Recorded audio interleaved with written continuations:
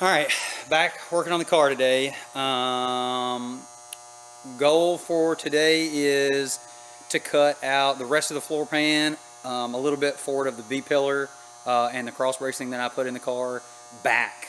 That way I can move the car to the new shop and put the new frame in and weld it in. I can't weld it in over here. I don't have a welder over here.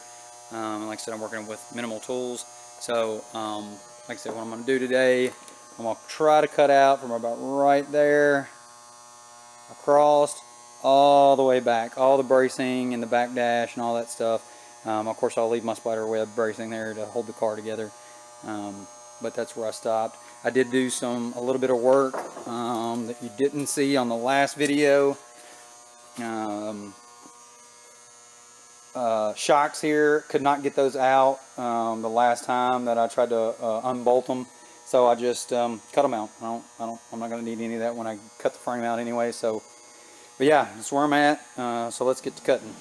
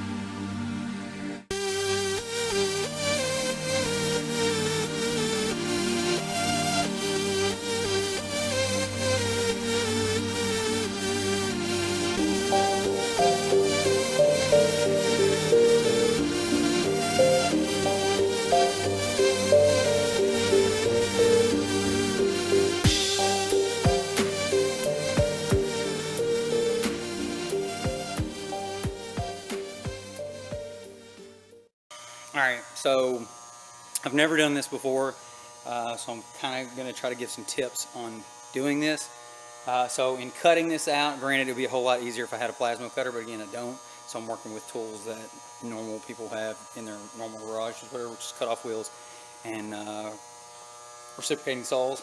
Anyway, so I used the cut-off wheel to pretty much go around the entire floor pan, and I couldn't get it to come out. And again, I've never done this before, so I didn't know why. But there is two big braces, one across the back where the dash is, and then one where the seats actually bolt up to the floor. I couldn't get them out with the cutoff wheel, so I got the reciprocating saw now. They should come right out, but there's always going to be apparently bracing everywhere, which, like the front seat here, if you look where the front seat is, this brace is visible. You can see it. This brace, you can kind of see it's there, but it's just molded in the floor underneath. And then this back one, you can't see at all. It's underneath that. So just be leery that, you know, whenever you go to cut things out like this, there might be some stuff you have to do to get the things out completely.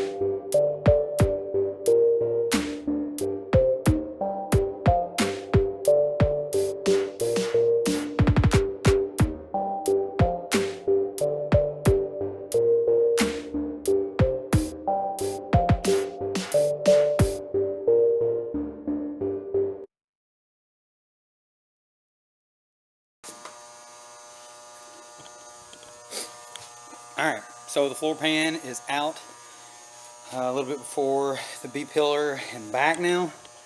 You can kind of see what we got going on.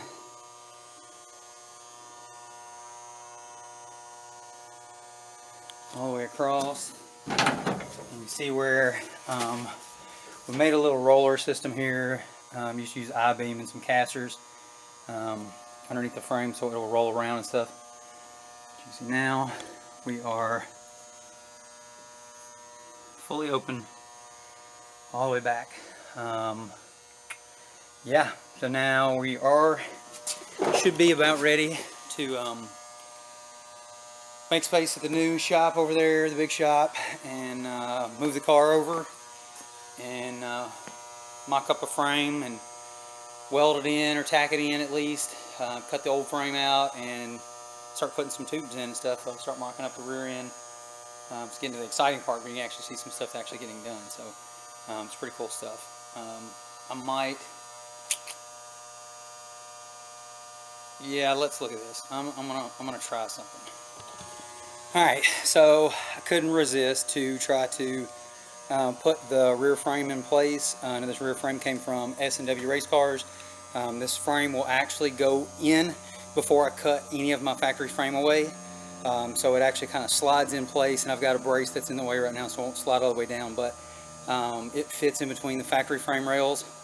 You can tack it in, weld it in, whatever, and then you cut out from where you welded in on the front and the back out, and your old rear frame comes out and your new frame is in there. So this is what I got. You can see it kind of will fit in between the frame rail here and there, nice and snug. And then of course there's my hoops going over the back.